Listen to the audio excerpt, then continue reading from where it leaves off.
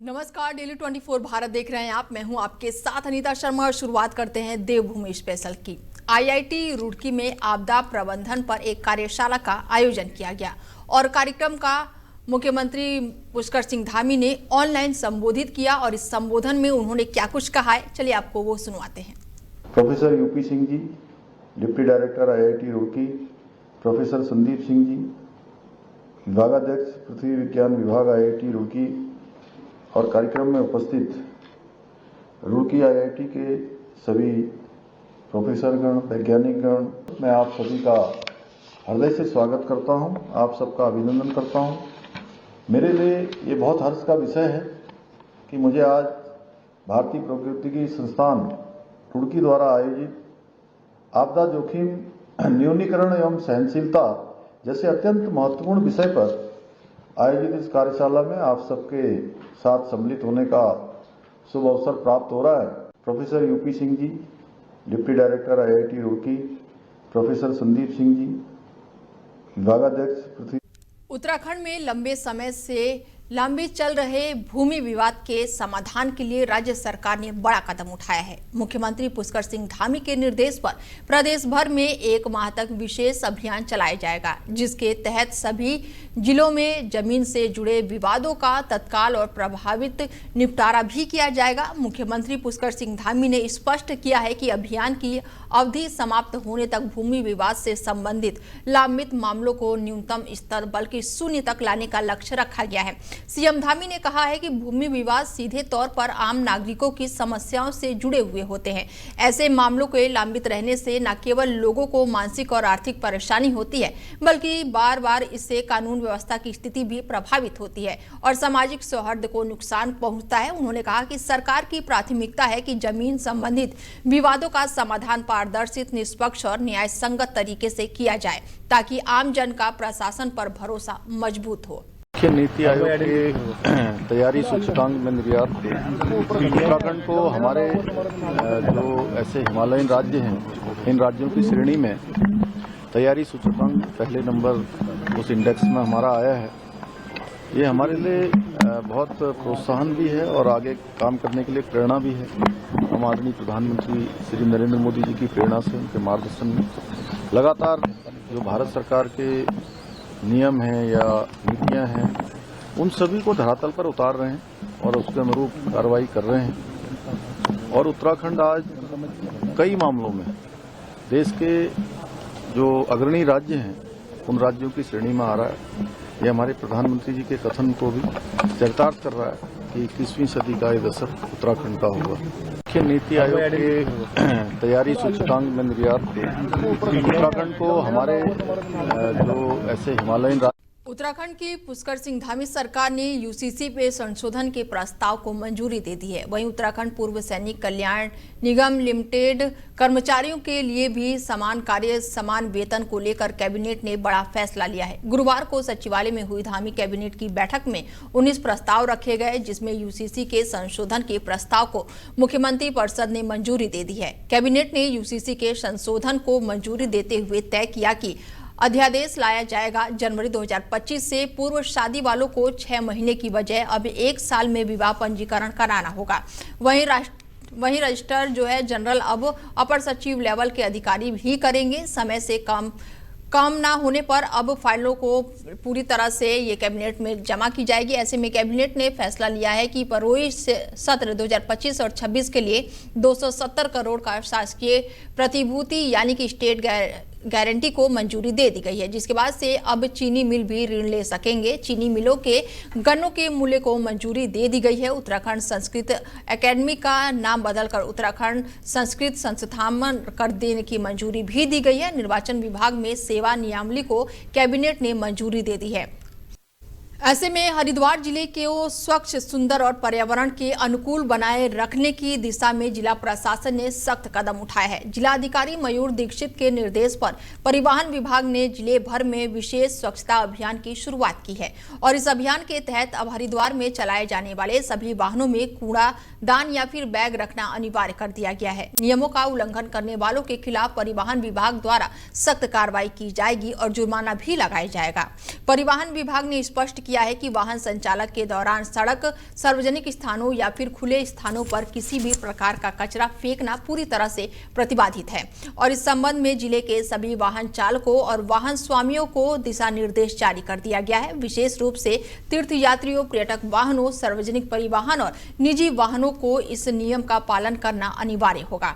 प्रशासन ने सभी वाहन चालकों और आम नागरिकों से अपील की है कि वो प्रशासनिक निर्देशों को पूरी तरह से पालन करें। स्वच्छता केवल प्रशासन की जिम्मेदारी नहीं बल्कि समाज के हर व्यक्ति का दायित्व है। स्वच्छ, सुंदर और स्वस्थ हरिद्वार के निर्माण में सहयोग देकर ही देवभूमि की गरिमा को बनाए रखा जा सकता है। तो वहीं हरिद्वार में हर की पौड़ी क्षेत्र में अहिंदुओं का प्रवेश निषेध लिखा पोस्टर लगाया गया है और ये पोस्टर हर की पौड़ी की व्यवस्थाओं की देखरेख करने वाली संस्था गंगा सभा की ओर से लगाया गया बताया जा रहा है। इसके साथ ही गौर करने वाली बात यह भी है कि इन पोस्टरों में क्षेत्र के अज्ञा से म्युनिसिपल एक्ट हरिद्वार का जिक्र भी किया गया है। गंगा सभा का कहना है कि हर की ये जगह सनातन और संस्कृति का आस्था का केंद्र है और यहाँ पर अहिंदू का प्रवेश पूरी तरह से वर्जित होना चाहिए। गंगा सभा जो है वो लंबे समय से हरिद्वार के कई घाटों पर अहिंदुओं के प्रवेश पर रोक लगाने की मांग करती आ रही है। संस्था का तर्क है कि ये मामला धार्मिक आस्था, परंपरा और साथ ही परिषद की पवित्रता से जुड़ा हुआ है और प्रशासन को इसमें सहयोग करना चाहिए। और इसी संदर्भ में अब हर की पौड़ी क्षेत्र में सूचनात्मक बोर्ड पोस्टर लगाए गए हैं जिसमें प्रवेश जो है वो प्रतिबंध का जिक्र भी किया गया है। गंगा सभा के अध्यक्ष नितिन गौतम ने कहा है कि उनके लिए गंगा की अस्मिता, सनातन की आस्था और हर की पौड़ी क्षेत्र का व्यवस्था सर्वोपरि है। बता दें कि हरिद्वार हर की पौड़ी पर जगह जगह ये बोर्ड लगाए गए हैं जिसमें स्पष्ट लिखा गया है कि अहिंदू का प्रवेश पूरी तरह से निषेध है और इसके अलावा तीर्थस्थल की मर्यादा को ध्यान में रखते हुए हर की पौड़ी और मालवीय द्वीप क्षेत्रों में ड्रोन उड़ाना भी प्रतिबंध है। उल्लेखनीय है कि इन दिनों श्री गंगा सभा की ओर से हरिद्वार के घाटों और प्रमुख स्थलों को व्यवस्था और मर्यादा को लेकर मंथन चल रहा है जिसको देखते हुए अब ये बड़ा फैसला लिया गया। हालांकि ये पोस्टर भी जगह जगह हर की पौड़ी में लगाए गए दिखाई दे रहे हैं। तो वहीं शीतकाल में चमोली जिले में नंदा देवी राष्ट्रीय पार्क के फूलों की घाटी रेंज के जंगलों में सप्ताह भर से लगी आग की घटना ने उच्च हिमालयी क्षेत्रों की जैव विविधता के साथ ही अन्य खतरों को लेकर सोचने पर विवश कर दिया है।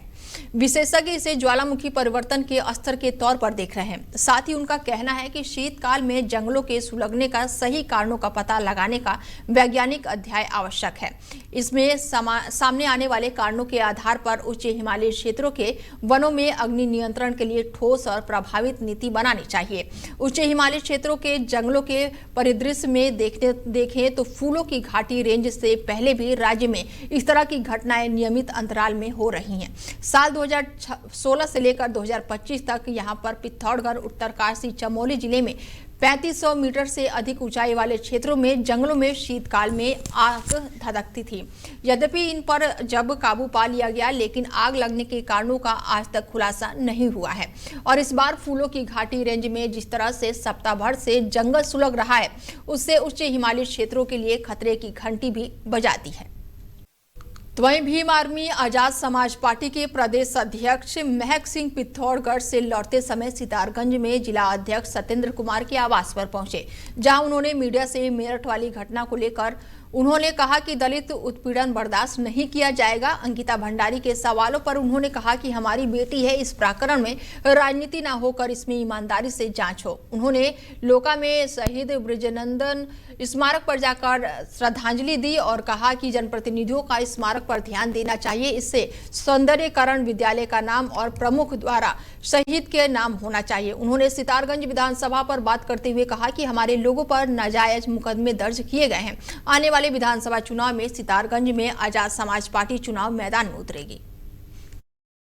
अभी हम एक शहीद स्मारक पर होकर आए हैं। शहीद ब्रजानंद जी जो 2010 में 62वीं बटालियन में शहीद हुए थे। उनके स्मारक की हालत देखकर मुझे ऐसा लगता है कि क्षेत्र के जो जनप्रतिनिधि हैं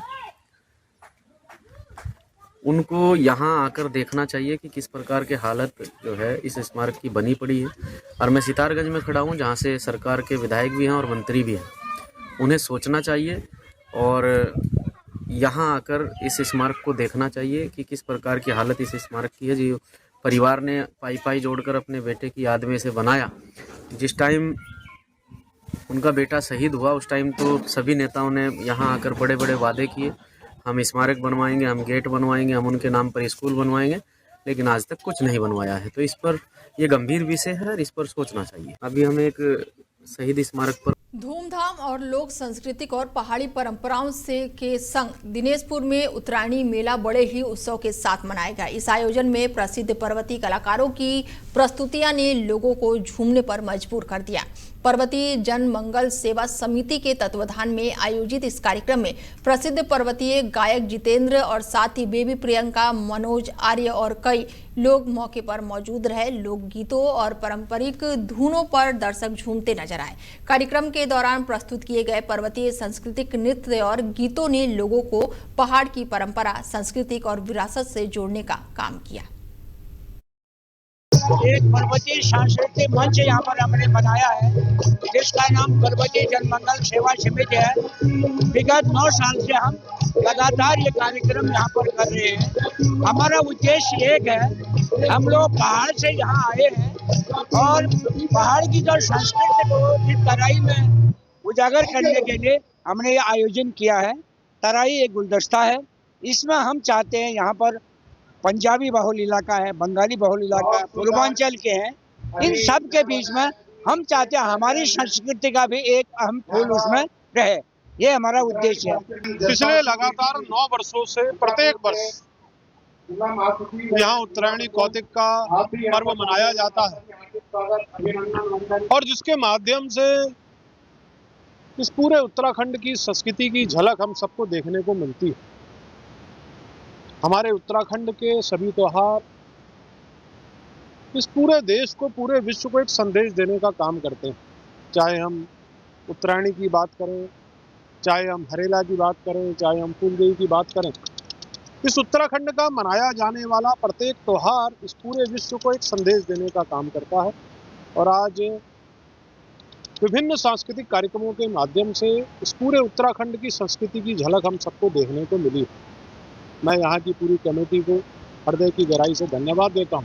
मंगल सेवा समिति ने बहुत सुंदर 9 साल से प्रोग्राम उत्तरायणी मेले का कर रहे हैं। इसमें हमारे खड़क सिंह कार्की जी जो हमारे बुजुर्ग हैं और उसके साथ उनकी टीम को मैं बधाई देता हूं और साथ साथ लोहड़ी और मकर संक्रांति की बधाई देता हूं। और हमारे सांसद अजय भट्ट जी और पुष्कर सिंह धामी, धाकर धामी जी की तरफ से भी समस्त जनता को लोहड़ी, उत्तरायणी मेला और मकर संक्रांति की लाख लाख बधाई देता हूँ। हम लोग उत्तराखंड से बाहर नेशनल, इंटरनेशनल सब जगह शो कर चुके हैं और जो जनवरी के महीने पे उत्तरायणी कौतिक हमारे उत्तराखंड का लोक पर्व है, तो मेन उद्देश्य ये कि घुघुतिया त्यार जिसे बोलते हैं, तो वही हम एक उसको प्रमोट करते हैं कि हमारे पहाड़ में आज के दिन क्योंकि 13 तारीख को घुघुतिया त्यार बनता है, तो वही यहाँ पे कार्यक्रम चल रहा है और हम लोग अपनी बोली, अपनी भाषा, अपने गीतों के माध्यम से इसका प्रचार करते, अपनी संस्कृति को बचाते हैं। एक पर्वतीय सांस्कृतिक मंच यहाँ पर हमने बनाया है जिसका नाम पर्वतीय जनमंगल सेवा। वहीं महाराजा भीमसेन मंदिर समिति खटीमा में 5 निर्धन कन्याओं का विवाह किया गया। वार्ड नंबर 14 स्थित बाबा भीमसेन मंदिर के संरक्षक मीरा सोनकर और अध्यक्ष बाबा नंदलाल गिरी के देखरेख में 5 निर्धन कन्याओं का विवाह कराया गया। बारात रेलवे स्टेशन रोड से होते हुए पीलीभीत रोड होकर बाबा भीमसेन मंदिर पहुंची। बारात से में पहुंचे कई प्रकार की झांकियां भी प्रस्तुत की गई। इसके साथ ही बारात जो है वो पंडित भानु प्रताप ने संपन्न कराया। विवाह में विशाल भंडारे का आयोजन भी किया गया। समिति की ओर से कन्यादान में बेड, अलमारी, श्रृंगार दान, बर्तन, कपड़े आदि उपहार रूप में दिए गए। तो वहीं गदरपुर के वर्तमान भाजपा विधायक और पूर्व कैबिनेट मंत्री अरविंद पांडे ने गुरुवार को शुगर फैक्ट्री रोड स्थित चीनी मिल गेस्ट हाउस में एक प्रेस वार्ता आयोजित कर अपने ऊपर लगे आरोपों पर खुलकर जवाब दिया। उन्होंने स्पष्ट कहा कि एक संपत्ति से जुड़े जिस मामले में मां बेटे द्वारा उन पर आरोप लगाया गया है, उनकी जांच खुद सरकार सीबीआई से कराए। विधायक अरविंद पांडे ने कहा कि वो किसी भी प्रकार की निष्पक्ष जांच से नहीं डरते और चाहते हैं कि पूरे मामले की गहनता से जांच पड़ताल हो ताकि सच्चाई सामने आ सके। उन्होंने कहा कि दूध का दूध और पानी का पानी हो जाएगा तथा जो भी इस मामले में दोषी पाया जाए उसके खिलाफ कड़ी से कड़ी कार्रवाई की जानी चाहिए। प्रेस कॉन्फ्रेंस के दौरान उन्होंने विपक्ष पर भी आरोप लगाया। राजनीतिक द्वेष के चलते उन्हें बदनाम करने का प्रयास किया जा रहा है। उन्होंने कहा कि जनता उनके कार्यों से भली भांति परिचित है और उन्हें न्यायपालिका और जांच एजेंसियों पर पूरा भरोसा है। और अंत में विधायक अरविंद पांडे ने दोहराया है कि वो पारदर्शिता के पक्षधर हैं और सच सामने लाने के लिए सीबीआई जांच ही सबसे उचित माध्यम है। मैंने पहले भी कहा है कि सुखवंत सिंह ने बयान देने के पश्चात अपनी आत्महत्या कर लिया, तो उनके जो आरोप हैं वो सत्य हैं या असत्य हैं, ये जांच का विषय है। और स्टेट की कई एजेंसियां हैं जांच करने में सक्षम हैं, लेकिन उस मृतक ने आवाज़ उठाई कि मेरे मरने के पश्चात मेरे इस केस की सीबीआई जांच होगी, तभी मेरी आत्मा को शांति मिलेगी। तो उसका बहुत बड़ा आरोप है और बयान सत्य है या असत्य है, इसीलिए सीबीआई की जांच होने से इन अधिकारियों को भी और उसकी मृत आत्मा को भी जब भी न्याय मिलेगा। मान लो अगर जो उसके सब बयान असत्य पाए जाते हैं तो ये अधिकारी कटघरे में बेवजह इनके जीवन पे धब्बा क्यों लगे। मैंने पहले भी कहा है। उत्तराखंड क्रांति दल के केंद्रीय अध्यक्ष सुरेश कुकरेती अल्मोड़ा पहुंचे और इस दौरान उन्होंने प्रेस वार्ता की। उन्होंने कहा कि अंकिता भंडारी के मामले में हम लोग पीछे नहीं हटेंगे, जो भी वीआईपी है उसको जनता के सामने लाने का काम करेंगे। केंद्रीय अध्यक्ष कुकरेती ने कहा कि राज्य निर्माण के कई लोगों ने अपनी शहादत दी, तब जाकर हमें उत्तराखंड मिला है, लेकिन बीजेपी और कांग्रेस ने प्रदेश को बारी बारी से लूटने का काम किया। राज्य निर्माण की अवधारणा को हंसिए पर डाल दिया गया है। जल, जंगल और जमीन को माफियों के हवाले कर दिया गया है। मूल निवासी और गैरसैंण राजधानी भू कानून जैसे मुद्दे बना दिए गए हैं। ऐलान किया गया है कि यूकेडी प्रदेश के सभी 70 सीटों पर विधानसभा चुनाव लड़ेगी। भंडारी कांड हुआ है, आपके सामने है। उत्तराखंड क्रांति दल ने लगातार 3 साल 3 महीने तक जो है इस लड़ाई को लड़ा। अंततः जो है सीबीआई जांच हुई और सीबीआई जांच के अनुरूप जो हुआ है उसमें हमने कहा था कि सिटिंग जज के उसमें मध्यस्थता से ही इसकी जांच हुई, लेकिन सरकार ने इसको नहीं माना। तो कहीं ना कहीं सरकार बैकफुट पे है इस चीज़ को लेके भी। और जो वीआईपी, हमने कभी वीआईपी का नाम नहीं लिया कि वो वीआईपी कौन है, बिल्कुल नहीं लिया। हमने कहा कि जब एक बात उठी है तो उसकी जांच हो जानी चाहिए। दूसरा जो है भारतीय जनता पार्टी के ही एक विधायक एमकेश्वर की जो रही है, उन्होंने 2:30 बजे रात को जो है एक कमरा तोड़ा है। तो हमें पूछना चाहते हैं सरकार से कि आखिर वो कमरा क्यों तोड़ा गया। हमारे अंदर जो आम जनमानस है उत्तराखंड का वो भयभीत है। हमारी जो बहु बेटियां हैं वो भयभीत है कि उत्तराखंड के अंदर ये क्या हो क्या रहा है। देवभूमि से दानव भूमि की ओर उसको क्यों ले जाया जा रहा है। जो कल्पना परिकल्पना हमारे थी पृथक राज्य की, आज कोसों दूर कहीं ये नहीं दिखता कि ये कहीं देवभूमि रही होगी। अंकिता भंडारी कांड हुआ है, आपके सामने है। उत्तराखंड क्रांति दल ने लगातार 3 साल 3 महीने तक जो है इस लड़ाई को। तो वहीं उत्तराखंड में हार्ट कपा देने वाली सर्दी पड़ रही है, जिसको देखते हुए कई निर्देश भी दिए गए हैं। बड़ी जानकारी आपको बता दें कि उत्तराखंड में लगातार ठंड का कहर देखने को मिल रहा है और जिसको देखते हुए उत्तराखंड में हाड़ कपा देने वाली सर्दी का सितम जारी है। स्कूलों में छुट्टियां बढ़ा दी गई है। हालांकि इसी बीच मौसम विभाग ने भी बारिश और बर्फबारी को लेकर गुड न्यूज भी जारी कर दी है। बता दें कि 5वीं तक के छात्र छात्राओं की छुट्टी की गई है और 19 जनवरी तक ये छुट्टियां बढ़ा दी गई है।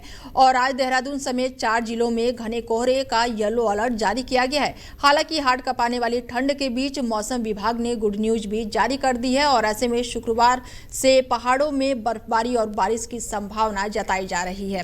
उत्तराखंड के पर्वतीय इलाकों में शुक्रवार से मौसम बदल सकता है और मौसम विभाग ने 16 से 18 जनवरी तक 19 से 20 के 4 पहाड़ी जिलों में बारिश और बर्फबारी का स्थिति बताई है। और ऐसे में शीतलहर को भी देखते हुए ये बड़ी जानकारी साझा की गई है। आईएमडी ने येलो अलर्ट जारी किया है। तो वहीं हरिद्वार में बढ़ते वन अग्नि के खतरे को देखते हुए जिला प्रशासन पूरी तरह से अलर्ट मोड पर आ गया है। जिला अधिकारी मयूर दीक्षित की अध्यक्षता में आयोजित जिला वन अग्नि सुरक्षा समिति की बैठक में चंडी देवी और मनसा देवी मंदिर क्षेत्र को लेकर विशेष निर्देश जारी किए गए हैं। डीएम ने साफ कहा है कि इन संवेदनशील धार्मिक क्षेत्रों में किसी भी वन अग्नि की घटना पर तत्काल नियंत्रण हो और इसके लिए निरंतर निगरानी सुनिश्चित की जाए। बैठक में प्रभागीय वन अधिकारियों के निर्देश दिए गए हैं और मंदिर समितियों को फायर सेफ्टी की विधिवत ट्रेनिंग दी जाए और उन्हें आवश्यक अग्निशमन उपकरण की सूचना भी उपलब्ध कराई जाए ताकि आपदा स्थिति में शुरुआती स्तर पर ही आग पर काबू पाया जा सके। वहीं अग्निशमन विभाग को चंडी देवी और मनसा देवी के मार्गों पर फायर ब्रिगेड और एम्बुलेंस के साथ मॉक ड्रिल करने के आदेश भी दिए गए हैं, जिसमें वास्तविक आपदा के समय राहत कार्य में किसी भी तरह की बाधा न आए। देखिए, जो डिस्ट्रिक्ट लेवल की फॉरेस्ट फायर कंट्रोल में जो हमारी कमेटी है उसको लेकर पहली बैठक की गई थी। ये हमने देखा है कि पहाड़ी जनपदों में वनाग्नि की घटनाएं शुरू हो गई हैं। उसी को देखते हुए हमारे डिस्ट्रिक्ट हरिद्वार में भी जो सेंसिटिव पॉइंट्स हैं, जो हमारे चंडी देवी मंदिर और मनसा देवी मंदिर की जो पहाड़ियाँ हैं और राजा जी से लगा हुआ जो जंगल है, वहाँ पर पूर्व में जो फायर के इंसिडेंट्स हुए थे उसको देखते हुए SOP बनाया गया है और फायर डिपार्टमेंट को, राजस्व विभाग को और वन विभाग को डायरेक्शंस दिए गए हैं कि वो लगातार वहाँ पर निगरानी करें। मंदिर समितियों के साथ भी सामंजस्य बिठाएं ताकि कोई ऐसी घटना ना हो जिससे कि जान माल का नुकसान हो, और वहाँ पे श्रद्धालुओं को भी और आम जो वहाँ पे नागरिक हैं उनको भी अवेयर किया जाए, जिसमें समस्त विभाग जैसे वन विभाग, पुलिस डिपार्टमेंट, फायर डिपार्टमेंट, उप जिलाधिकारी, मेडिकल विभाग सभी लोग उपस्थित थे। और इस मीटिंग में जो है समस्त बिंदुओं को कवर कर लिया गया। वन विभाग द्वारा अपना कंट्रोल बर्निंग का प्रगति, अपनी तैयारियों की प्रगति जो है वो जिलाधिकारी के समक्ष प्रस्तुत की गई और जिलाधिकारी द्वारा इस मीटिंग के माध्यम से समस्त विभागों को फॉरेस्ट फायर के चलते अलर्ट मोड पर रहने हेतु निर्देशित किया गया है और इसमें जो है आपदा प्रबंधन से भी जो है कुछ मैन पावर एंगेज करने हेतु निर्देशित किया गया है। देखिए, जो डिस्ट्रिक्ट लेवल तो वहीं हरिद्वार पुलिस ने शराब तस्करी के खिलाफ एक बार फिर से बड़ी कामयाबी हासिल की है। बता दें कि कप्तान प्रमोद सिंह डोभाल के निर्देश में मकर संक्रांति पर्व को लेकर चलाए जा रहे संघ चेकिंग अभियान के तहत कोतवाली, मैंगलोर पुलिस और CIU रुड़की की संयुक्त टीम ने अंतर्राज्यीय शराब तस्करी का बड़ा खुलासा किया है। इसको लेकर पुलिस ने एक 10 टायर ट्रक को रोककर तलाशी ली और ट्रक चालक ने केमिकल ले जाने की बात कही, लेकिन संदेह होने पर जब कंटेनर की जांच की गई तो उसके अंदर हरियाणा ब्रांड की 300 पेटी अंग्रेजी शराब बरामद हुई है। पुलिस जांच में सामने आया कि ये शराब चंडीगढ़ से बिहार सप्लाई के लिए जानी थी और केमिकल के बिल की आड़ में तस्करी का प्लान बनाया जा रहा था। हरिद्वार में सख्त चेकिंग के चलते चालक ने रास्ता बदलने की कोशिश की, लेकिन पुलिस ने उसे धर दबोचा है। हरिद्वार पुलिस की एक बड़ी कार्रवाई कल अमल में लाई गई है, जिसमें मंगलौर पुलिस ने SOG देहात के साथ मिल करके 300 पेटी अवैध शराब जो चंडीगढ़ से लाई जा रही थी और जिसको एक बड़े ट्रक में बिहार ले जाना बताया जा रहा है अभियुक्तों के द्वारा। कीमत करीब 20 लाख से ऊपर की कीमत की अवैध शराब होगी। तो ये कल रिकवर हुई है। दोनों अभियुक्तों को आज रिमांड पे जेल भेजा जा रहा है। तो एक बड़ी तस्करी जो शराब की हो रही थी उस पर अंकुश लगाया और एक अच्छा मंगलौर पुलिस और SOG देहात में काम करके सब बधाई के पात्र हैं। तो एक बड़ी कार्रवाई अमल में लाई गई। खबर जनपद उधम सिंह नगर से है, जहां पर खटीमा के लालकोठी शारदा घाट पर 25 साल से लगने वाले उत्तरायणी मेले में मुख्यमंत्री पुष्कर सिंह धामी ने उसका शुभारंभ किया, जिसका दूसरा दिन भी भरपूर रोमांच से भरा रहा। और इस अवसर पर मेले में पहुंचे विधायक भुवन चंद्र कपाड़ी ने कमेटी और साथ ही सभी स्कूली बच्चों को मनोबल बढ़ाते हुए उत्साहित किया। साथ ही उन्होंने कहा कि मेला हमारा समाज की संस्कृति की पहचान को संजोने और नई पीढ़ी तक पहुंचाने का सशक्त माध्यम है। माना जाता है कि इसी दिन से सूर्य जो है उत्तर की दिशा से निकलना शुरू करता है और ये जो दिन है वो शुभ होता है। और इस दौरान शारदा घाट पर लोग अपने बच्चों का मुंडन संस्कार और जनेऊ संस्कार कराते हैं और इस अवसर पर इस साल 3 दिवसीय मेला लगाया जा रहा है। वही इस मेले का महत्व को बढ़ाने हेतु CM धामी ने इस पर पर्वतीय विकास भवन बनाने और मेले को कैलेंडर में शामिल करने की भी घोषणा की है। फिलहाल देवभूमि स्पेशल में मेरे साथ इतना ही। बने रहिए आप हमारे साथ और देखते रहिए Daily 24 भारत। नमस्कार।